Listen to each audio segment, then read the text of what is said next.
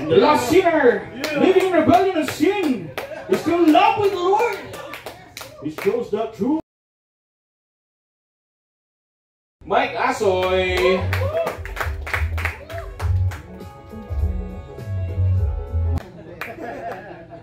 Nahirapan nga ako sa blockings na. Yes, no. Of course! Galing ni Ma'am Sheila, para naman natin si Ma'am Sheila. Grabe, galing umakto. Sa cheddar kayo, no? Galing. Palapa naman natin si Ma'am. Ganda ni Ma'am. Yan. Gusto niyo mag-artista? Ako din eh. Naalala ko nung nag-audition ako sa Starstruck. Tapos, 4 na kami natira. Si Mark Eras, si Yasmin Gertie. Basta 4 na kami nun eh. Nag-back-out ako. Kasi hindi naman habol yung fame, yung money. Wala kasama sa bahay.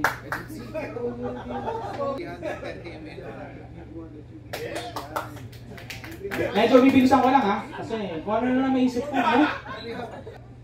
Hindi na. Parang hindi ko kaya.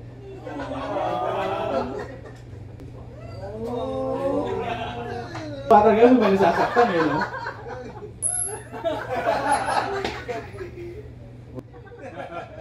Ayos ah.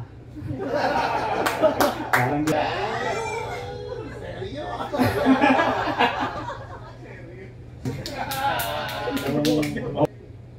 Nasa si Kenzo, wala na si Kenzo. Hindi na makita. Nandiyan ka pala?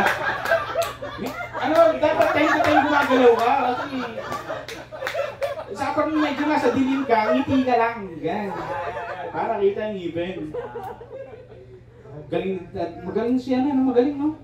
Dennis Ruder. Dennis Ruder.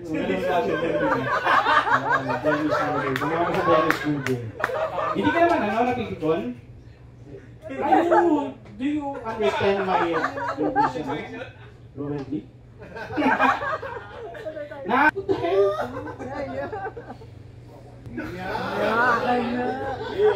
In our day kasi, we define love as when we fall in love, or love at first sight, diba?